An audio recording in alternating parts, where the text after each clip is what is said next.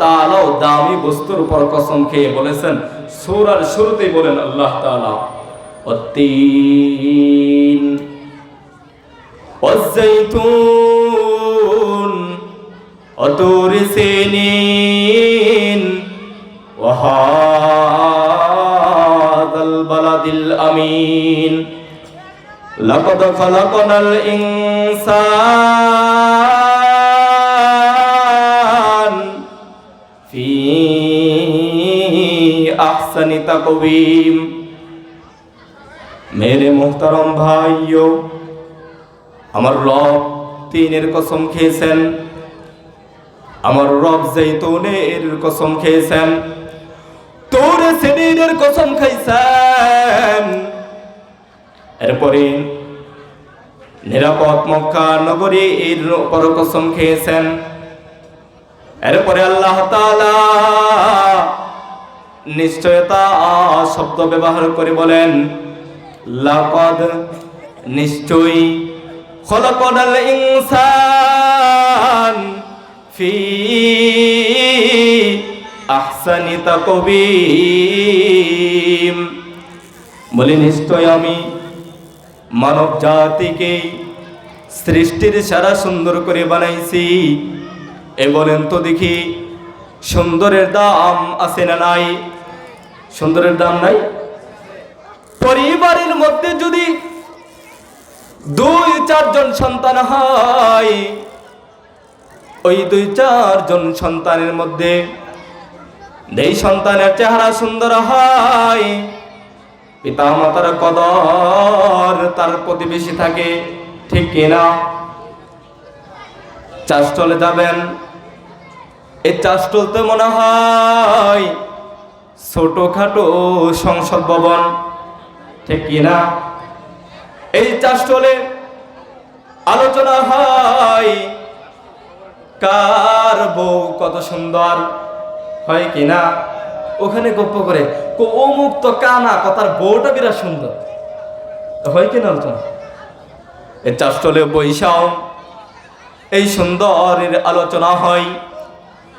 আজ বিশ্ব সুন্দরের প্রতিযোগিতা হয়, থানা ভিত্তিক সুন্দরের প্রতিযোগিতা হয়, জেলা ভিত্তিক সুন্দরের প্রতিযোগিতা হয়, রাষ্ট্রীয়ভাবে সুন্দরের প্রতিযোগিতা হয়, এমনকি আন্তর্জাতিকভাবেও সুন্দরের প্রতিযোগিতা হয়, হয় কিনা? ওই যে বিশ্ব সুন্দরীর প্রতিযোগিতার মধ্যে যে ফার্স্ট হয়, ওর চেহারা পত্র পত্রিকার মধ্যে দেখানো হয়। বড় দুঃখ আফসোস হলো, ওই যে বিশ্ব সুন্দরীর প্রতিযোগিতার মধ্যে যেই মেয়েটা ফার্স্ট হয়, ওর চেহারা এরকম ভাবে ছাপানো হয়, অর্থাৎ যে মেয়েগুলো ওই বিশ্ব সুন্দরীর প্রতিযোগিতার মধ্যে অংশগ্রহণ করে, যে যত কম, যে কত শর্ট কাপড় পরতে পারে, সে তত সুন্দরীর খেতাব অর্জন করে, ঠিক কিনা? ঠিক না? ওই চেহারার দিকে তাকানো যায় না। এত বিশ্রী, এত বেহায়াপনা, এত নির্লজ্জ ভাবে ওই বিশ্ব সুন্দরীর খেতাব অর্জন করে শরীরের অঙ্গ পতঙ্গ প্রদর্শন কইরা আজ তো 40-60 বছরের বুড়ি, সেও রাস্তা দিয়ে হাঁটে, ঠোঁটের মধ্যে লিপস্টিক লাগাইয়া, টাইট ফিট বোরকা পরিধান কইরা এরপরে রাস্তা দিয়ে হাঁটে। ওকে জিজ্ঞাসা করো যে মা, তোমার তো 60 বছর, তুমি তো বুড়ি হয়ে গেছো, এখনো কেন ঠোঁটের মধ্যে লিপস্টিক লাগাও? ও বলে, আমি যে সুন্দর, এই সুন্দর আমি দেখাইতে চাই। যদি নাও বলে, এটাই তো বোঝানো হয় যে আল্লাহ তাআলা আমাকে এত সুন্দর করে বানাইছেন, এই সৌন্দর্য আমি একটু প্রদর্শন করে একটু দেখাই। এ কারণেই তো আজ 70 বছরের বুড়ি সেও দর্শনের হাত থেকে রেহাই পায় না। আবার 8 বছরের শিশু, সেও দর্শনের হাত থেকে রেহাই পায় না। আজ দৈনিক পত্রিকার কাগজ উল্টাইলে দেখা যায় কোথাও না কোথায় যে দর্শনের শিকার, ইফটিজিং এর শিকার। ইফটিজিং সম্পর্কে এত আইন পাস করা হয়, বলা হয় যে ইফটিজিং করলে এই সাজা দেওয়া হবে, ওই সাজা দেওয়া হবে, কত আইন তারা সাজায় রাখছে। বলে এরপরেও দর্শন বন্ধ হয় না, এরপরেও ইফটিজিং বন্ধ হয় না। বন্ধ হয় নাকি? বলে হয় না। বলে কেন? শিক্ষক ছাত্রীদেরকে পড়ায়, একসাথে মিছিল মিটিং করাইয়া এবার শিক্ষক তারা নীতির বাণী শোনায়। বলে এই ছাত্ররা, তোমরা কখনো বোনদেরকে, তোমাদের মাদেরকে উত্ত্যক্ত করবা না, কখনো ইফটিজিং তোমরা করবা না। এবার বলেন তো দেখি, এই বিড়ালের সামনে শুটকি মাছ রাইখা এবার বিড়ালকে যদি নীতির বাণী শোনান যে এই বিড়াল, তুমি যদি শুটকি মাছে মুখ দাও তাহলে তোমাকে ফাঁসির কাস্টে ঝোলানো হবে। এবার বলেন তো দেখি, ওই বিড়াল যদি সুযোগ পায় তাহলে ওই শুটকি মাছে মুখ দিবে না ও পাহারা দিবে? কি করবে?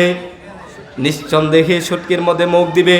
ঠিক তেমনি ভাবে আল্লাহ পাক রব্বুল আলামিন প্রতিটা পুরুষের মধ্যে পুরুষত্ব দান করেছেন। ও যদি মেয়ে দেখে অঙ্গ প্রত্যঙ্গ বেহায়াপনা সব প্রদর্শন কইরা রাস্তা দিয়ে চলে, আর কোন যুবক যদি দেখে তার মধ্যে কালো বাসনা আসবে, ওই কালো বাসনা আসবে, আর ওই মেয়ের প্রতি হাত বাড়াইতেও দ্বিধাবোধ করবে না। ঠিক কিনা? এবার ছাত্ররা বলে, স্যার এতদিন পর্যন্ত মিছিল মিটিং করাইলেন, সব কিছু করাইয়া ইফটিজিং এর ট্রেনিং দিয়া এক একটারে পাকা ইফটিজার বানাইয়া এবার বলে ইফটিজিং তোরা করিস না। আরে খাসির দল, ইফটিজিং এর প্রশিক্ষণ দিয়া এক একজনকে পাকা ইফটিজার বানাইয়া এখন বলে কি ইফটিজিং তোরা করবি না, ইফটিজিং কখনো বন্ধ হবে না। আজ এরকম শোনা যায়, বলে বোরকা পরতে বাধ্য করা যাবে না, বলে কিনা, শুনেন কিনা, সি সি সি, বোরকা পরতে বাধ্য করা যাবে না। এই বলেন তো দেখি, বোরকা পরতে বাধ্য কি হাটাজারির মুহতামিম সাহেব করছে নাকি? কোনো মৌলবী করছে? কোন মৌলানা সাহেব করছে? কোন ওলি করছে? কোন নবী করছে? বলে না। আরে বোরকা পরতে হুকুম, পর্দা করতে হুকুম আমার রব তো দিছে। আর ওই খবিস বলে যে বোরকা পরতে বাধ্য করা যাবে না। কত বড় খবিস! আল্লাহ যদি শক্তি দিত, ওর আঙ্গুল কাইটা, ওর কলম ভাঙ্গা এমন দৃষ্টান্তমূলক শাস্তি দিতাম যে আমার মাওলা পাকের বিরুদ্ধে কলম চালাই। সব মূর্খ, এক একটা বিচারের চেয়ার দখল করে নিয়ে আসছে, অথচ কোরআনের কও জানে না। আজ বলে মোল্লারা কি দেশ চালাইতে পারবে নাকি? বলে কি না? আচ্ছা বলেন তো দেখি, এই দেশ সর্বপ্রথম পুরো দুনিয়া হযরত ওমর রাদিয়াল্লাহু তাআলা শাসন করছে কিনা? করছে কিনা?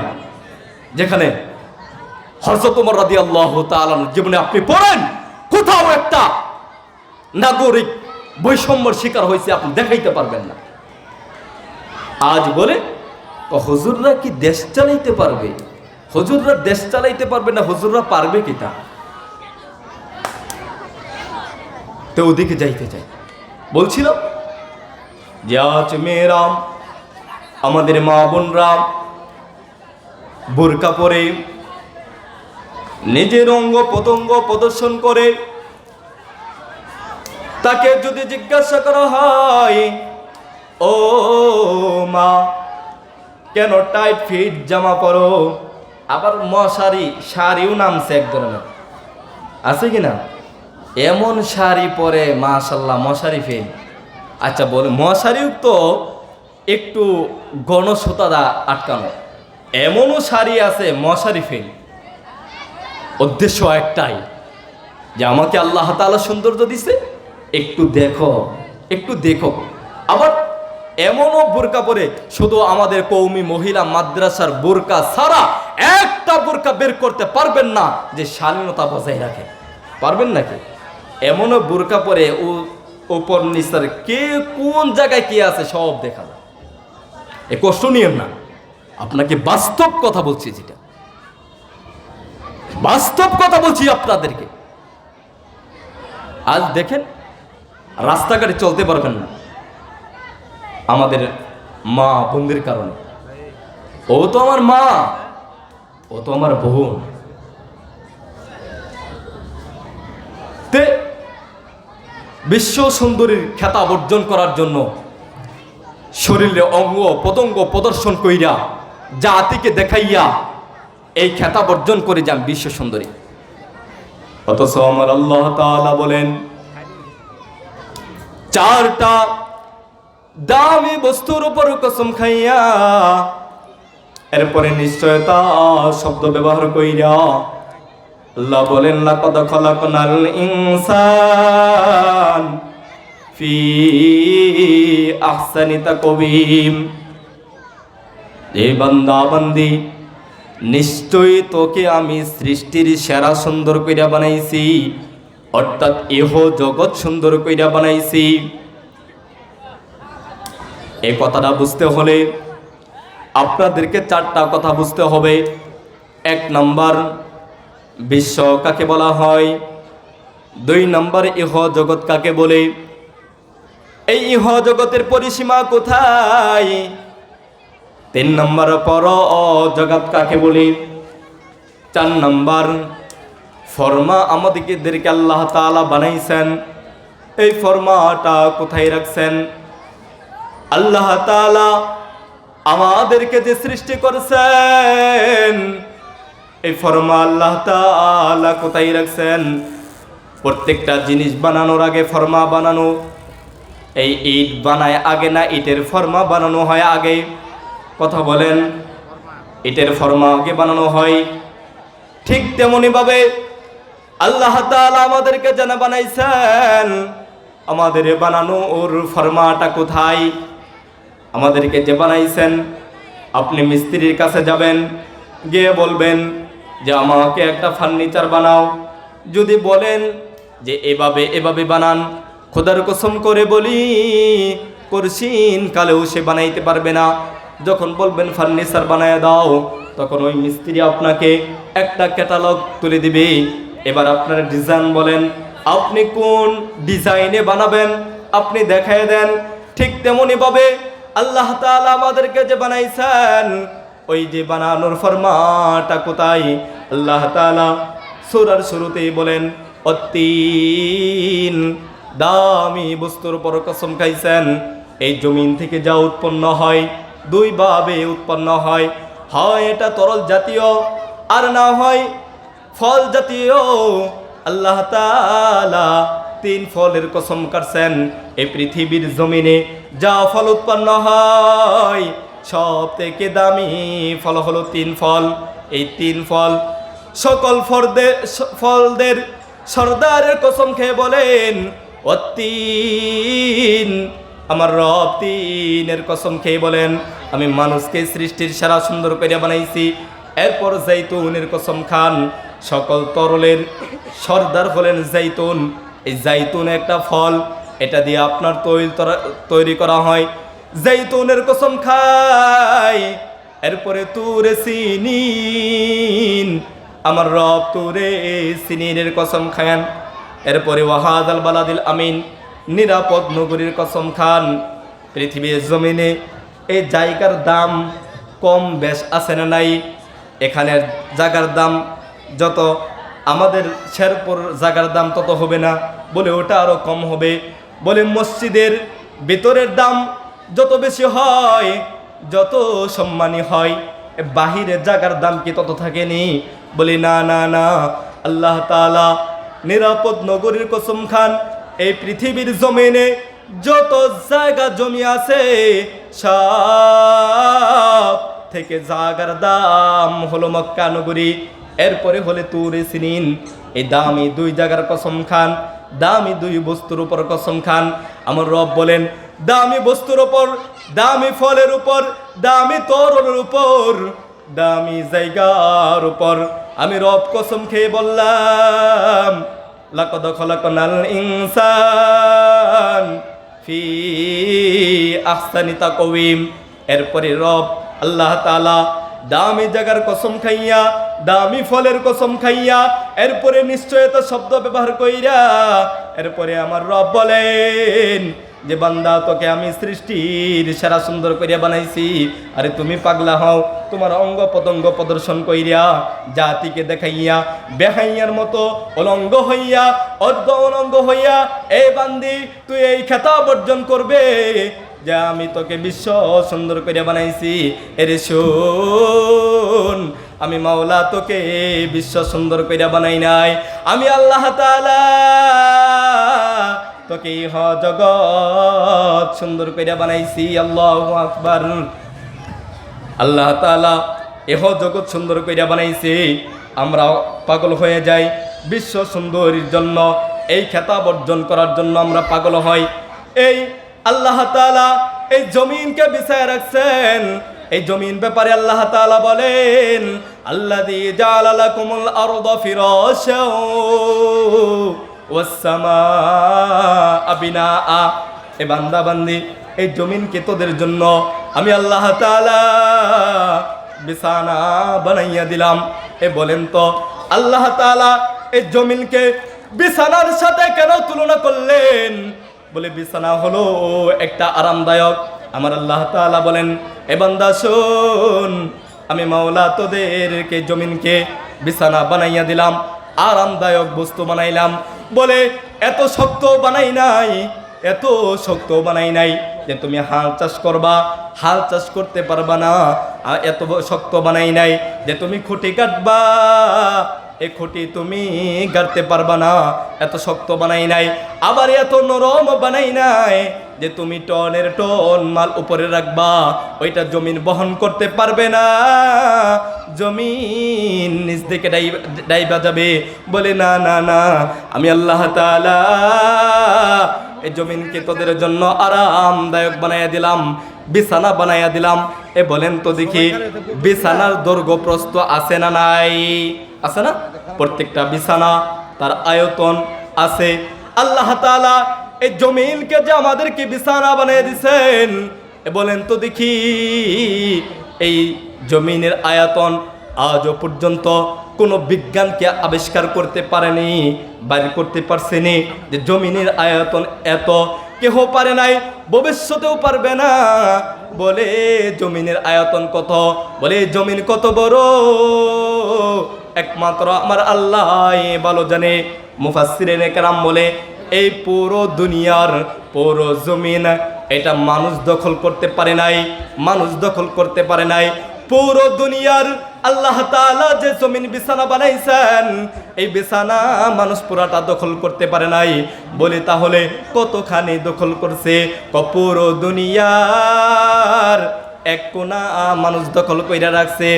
পুরো দুনিয়াকে বিশ্ব বলা হয় না, পুরো দুনিয়ার এক কোনার নাম হলো বিশ্ব। মুফাসসিরিনে কেরাম বলেন যে পিপিলিকার আরও একটা বিশ্ব আছে, হাতি যেখানে বসবাস করে আরও একটা বিশ্ব আছে।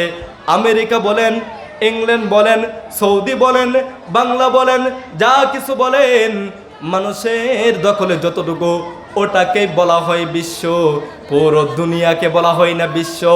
এবার বলেন তো দেখি পুরো দুনিয়াকে আমরা দখল করতে পারছি না?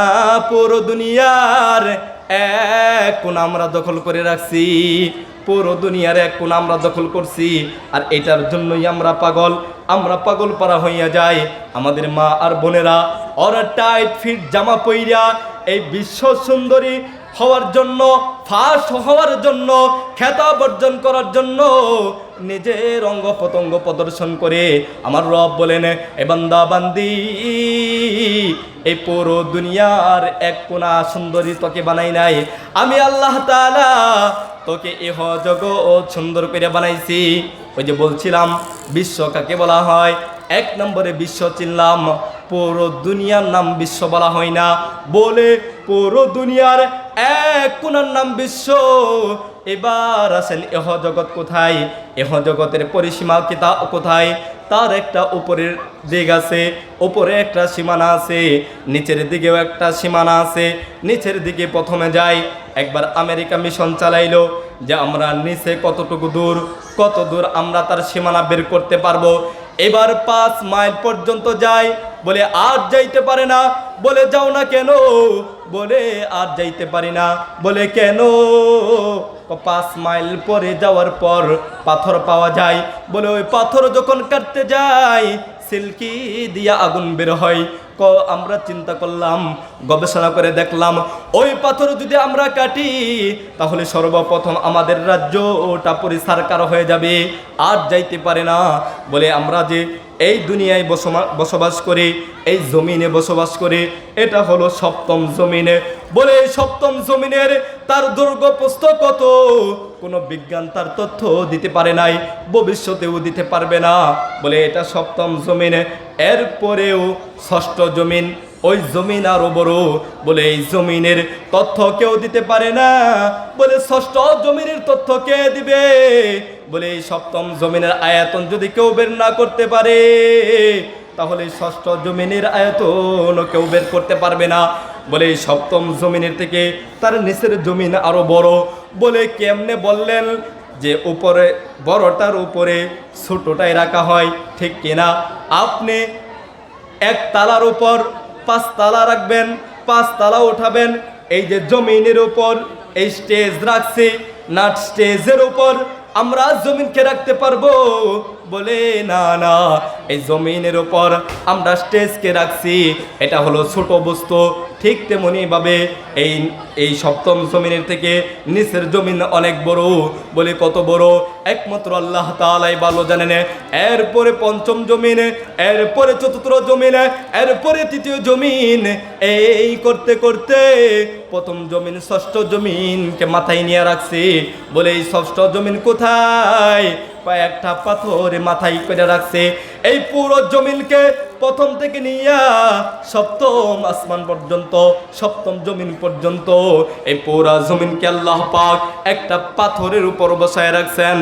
বলে এই পাথরটা কত বড়? বলে 7ম জমিনে বাটলে যেই পরিমাণ বড় হবে তার 1000 কোটি গুণ বড় হলো ওই পাথর। বলে এই পাথর কোথায়? এই পাথরের থেকে আরো কিছু বড় আসেনি? বলে হ্যাঁ, ওই 7ম জমিনে এই পাথর একটা মাছের পিঠর উপর। বলে এই মাছটা কত বড়? বলে এটা একমাত্র আল্লাহ ভালো জানে। কিয়ামত পর্যন্ত যদি আপনি দুনিয়ার শুরু লগ্ন থেকে কিয়ামত পর্যন্ত যদি আপনি ক্যালকুলেটর নিয়ে বইসা যান তাহলে এই ইহ জগতের হিসাব আপনি বের করতে পারবেন না, এই 7ম জমিনের আয়তন বের করতে পারবেন না। তাহলে 6ষ্ঠ জমিন প্রশ্নই আসে না, 2য় জমিন প্রশ্নই আসে না, ওই পাথর কত বড় প্রশ্নই আসে না। বলে ওটা আমাদের কল্পনা আর অনেক বাহিরে। বলে এই 7ম জমিন পাথরে মাথায় কইরা রাখছে। ওই পাথরটা আবার একটা মাছে মাথায় কইরা রাখছে। বলে ওই মাছটা কোথায়? বলে একটু পানির উপরে। বলে পানির আয়তন কত? বলে একমাত্র আমার আল্লাহ ভালোই জানে। বলে ওই পানি কোথায়? বলে ওই পানিটা প্লেটের উপরে। বলে প্লেটকে বহন করে রাখছে। আমার আল্লাহ তাআলা বলেন প্লেটকেও বহন করে রাখে নাই। আমি আল্লাহ তাআলা ওই প্লেটকে আমি আমার কুদরতের মাধ্যমে শূন্যে বাসায় রাখছি। আল্লাহু আকবার। এই 7ম জমিনে, এরপরে পাথর, এরপরে মাছ, এরপরে পানি, এরপরে প্লেট। এই প্লেটকে আল্লাহ তাআলা শূন্যে বাসায় রাখছেন। এই জগতের সীমা হলো এই প্লেটের নিচের অংশ। এবার বলেন তো দেখি আল্লাহ তাআলা আপনাকে কত বড় জগৎ সুন্দর করে বানাইছে।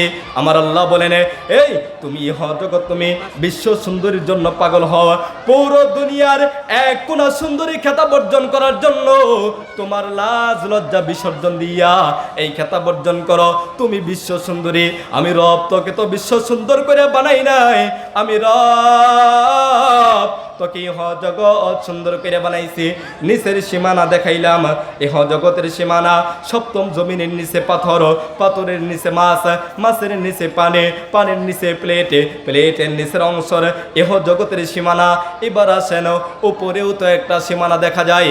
আপনি যদি উপরের দিকে তাকান, ওই যে উপরে একটা সূর্য দেখা যায়, দেখা যায় কিনা? বলের মতো দেখা যায়, ফুটবলের মতো দেখা যায়। বিজ্ঞান বলে 9,30,00,000 মাইল উপরে ওই সূর্য। বলে ওই সূর্য এত দূর, বলে ওই সূর্য কত বড় জানেননি? ওই জমিন থেকে 13 লক্ষ গুণ বড় হলো ওই সূর্য। বলে এত ছোট কেন দেখা যায়? বলে যেই জিনিস যত দূরে হয় ওই জিনিস দেখতে তত ছোট ছোট হয়। বলে এই সূর্যর থেকে আরো কিছু বড় আসেনি? বলে হ্যাঁ হ্যাঁ হ্যাঁ, আপনি উপরের দিকে তাকাবেন, দেখবেন ছোট ছোট মার্বেলের মতো তারকা দেখা যায়, দেখা যায় কিনা? বিজ্ঞান বলে ওরকম 1000টা সূর্য যদি বাটা হয় তাহলে ওই তারকা আর মতো হবে না। বলে এই তারকার থেকে আরো কিছু বড় আসেনি? বলে হ্যাঁ হ্যাঁ হ্যাঁ, আল্লাহ তাআলা এমন গ্যালাক্সি বানায় রাখছেন, বলে ওরকম 1000টা সূর্য, 1000টা তারকা ওই গ্যালাক্সি গিলে ফেলাইতে পারে। এবার চিন্তা করে দেখেন কত দূর আল্লাহ তাআলার ইহ জগৎ। এখনো তো বুঝতে পারলাম না, এখনো তো প্রথম আসমান পর্যন্ত পৌঁছতে পারলাম না। এবার বলেন তো দেখি, আসমান একটা না আরো আছে? আরো আছে না? কোথায় পাইলাম? আমার রব আল্লাহ তাআলা বলেন আল্লাযী খালাকা সাবআ সামাওয়াতিন তিবাকা। আল্লাহ তাআলা 7 আসমানকে মজবুত কইরা বানাইছেন। এই প্রথম আসমান স্থির পানি দিয়ে বানাইছেন, দ্বিতীয় আসমান লোহা দিয়ে বানাইছেন, তৃতীয় আসমান তামা দিয়ে বানাইছেন, চতুর্থ আসমান রূপা দিয়ে বানাইছেন, পঞ্চম আসমান স্বর্ণ দিয়ে বানাইছেন, ষষ্ঠ আসমান আল্লাহ তাআলা স্বর্ণ দিয়ে বানাইছেন, একুত পাথর দিয়ে বানাইছেন, সপ্তম আসমান আল্লাহ তাআলা নূর দিয়ে বানাইছেন। এবার তো আমরা প্রথম আসমানে পৌঁছতে পারলাম না। প্রথম আসমানে কি জগতের সীমানা শেষ? বলে না না না। বলে প্রথম আসমান কত দূর? বলে জমিন থেকে নিয়ে 500 বছরের রাস্তা। বলে এটা কিসের গতি? এটা কি সাইকেলের গতি? বলে না না না। এটা কি রকেটের গতি? বলে তাও না। বলে এটা কি হেলিকপ্টারের গতি? বলে তাও না, তাও না। সর্বোচ্চ গতি কি? বলে আলোর গতি। বলে আলো কেমন গতি দেয়? 1,86,000 মাইল পর্যন্ত সেকেন্ডে ওই আলো দৌড়াইতে পারে। কোনো মানুষ যদি এমন যানবাহন বানায়ও ফেলে যে 1,86,000 মাইল পর্যন্ত ব্যাগে স্পিডে দৌড়াইতে পারে, এরপরেও সম্ভব হবে না সে প্রথম আসমানে উঠতে পারে। বলে প্রথম আসমানে উঠতে পারবে না। বলে বয়স তো আর 500 না। কেউ যদি কোনো মানুষ যদি তার নাতি পুতি নিয়ে রওনা দেয়, এরপরেও কত আসমানে সে উঠতে পারবে না। বলেন তো দেখি, জান্নাত কি উপরে না নিচে? জান্নাত কোথায়? উপরে। বলে কতখানি উপরে? আমার রব বলেন ইহবিতু মিনহা জামিআ। ওই যে আব্বাজান আদম আলাইহিস সালাম ওই যে নিষিদ্ধ গাছের ফল খাইলো, আমার রব বললেন কি করলি, খাইলি কেন? বের হয়ে যা, ইহবিতু নেমে যা। তার মানে বোঝা গেল আমাদের জান্নাত হলো উপরে, কারণ উপরে মানুষকে বলা হয় নিচে নেমে যা। এবার উপরে কতখানি জান্নাত? উপরে জমিন থেকে নিয়ে প্রথম আসমান 500 বছরের রাস্তা, প্রথম আসমানের 500 বছরের রাস্তা। এই করতে করতে সপ্তম আসমান পর্যন্ত জমিন থেকে নিয়ে 7,000 বছরের রাস্তা। বলি এর পরে সপ্তম আসমান থেকে নিয়ে ওই যে সিদরাতুল মুনতাহা, বলে ওখানেও আবার 7,000 বছরের রাস্তা। বলে মোট জমিন থেকে নিয়ে সিদরাতুল মুনতাহা পর্যন্ত 14,000 বছরের রাস্তা। 14,000 বছরের রাস্তা। কোনো মানুষ প্রথম আসমানে উঠতেই পারবে না, প্রথম আসমান টপকাইতে পারবে না। আরে জান্নাত যদি 100, 200, 500 বছরের উপরে হইতো, 500, 600 কিলোমিটার উপরে হইতো, তাহলে সর্বপ্রথম ইহুদি খ্রিস্টানরা বেঈমানরা জান্নাত দখল কইরা রাখতো, ঠিক কিনা? আল্লাহ তাআলা জান্নাত এতখানি উপরে করে রাখছেন, এত পরে রাখছে না। আল্লাহ তাআলা বলেন, এ বান্দা, তোমার গবেষণা দিয়া, তোমার মস্তিষ্ক দিয়া তুমি আমার জান্নাতে পৌঁছতে পারবা না। আমি আল্লাহ তোমাকে রাস্তা দিয়েছি। সময় কি শুনবে?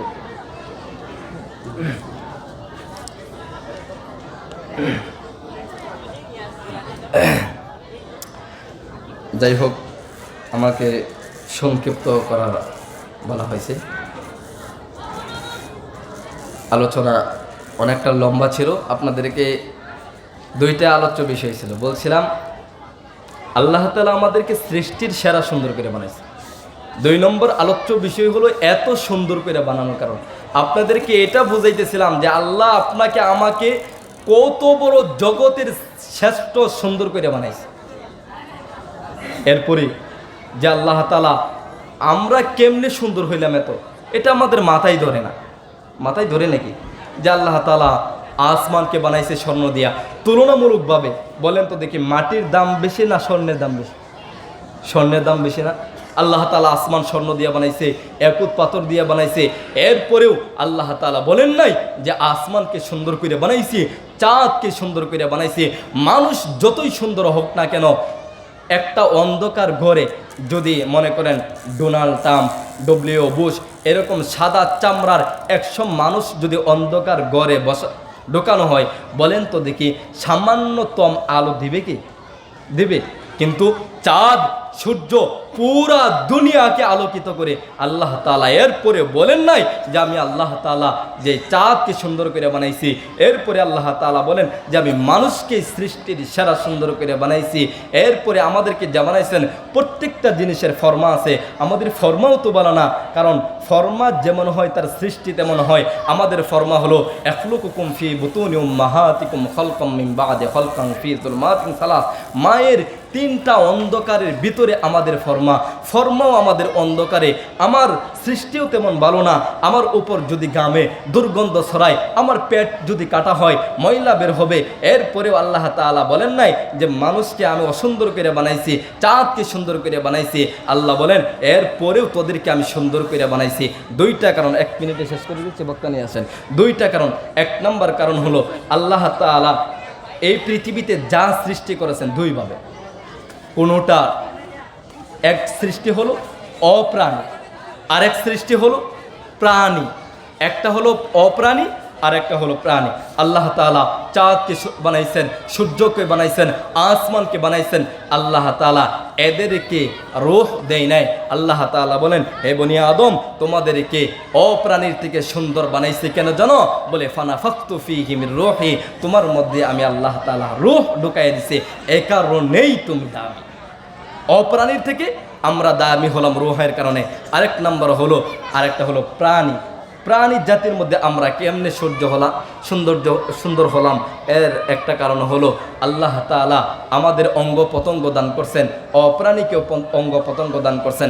যেমন একটা গরু, তাকে আল্লাহ তাআলা রূহ দান করছেন, অঙ্গ পতঙ্গ দান করছেন। আল্লাহ তাআলা ওদেরকে একটা অঙ্গ দিছেন, যেমন জিহ্বা। আমাকেও আল্লাহ তাআলা জিহ্বা দান করেছেন। একটা গাভী, বকরি, তারও জিহ্বার মধ্যে স্বাদ গ্রহণ করার শক্তি আছে, আমারও আছে। তা আমরা কেমনে সুন্দর হইলাম? তাদেরও হাত পা আছে, আমাদেরও হাত পা আছে, গরুরও হাত পা আছে, বকরিরও হাত পা আছে, আমাদেরও হাত পা আছে। ওদের থেকে আমরা কেমনে সুন্দর হইলাম? আল্লাহ বলেন তোমাকে আমি আল্লাহ তাআলা এমন একটা অঙ্গ দান করছি, যে অঙ্গ হলো জিহ্বা। এটা গরুকেও দান করছি, আমি তোমাকেও দান করছি। ওরও স্বাদ গ্রহণ করার শক্তি আছে। লবণ দিয়ে পানি দিবেন, সে খাবে বেশি, তারও শক্তি আছে। কিন্তু আল্লাহ বলেন তোমাকে, হে বনি আদম, তোমাকে আমি একটা আলাদা আলাদা শক্তি দান করছি। বলে এটা কি? আমার আল্লাহ তাআলা বলেন রহমান আল্লামাল কোরআন খলাকাল ইনসান আল্লামাহুল বায়ান।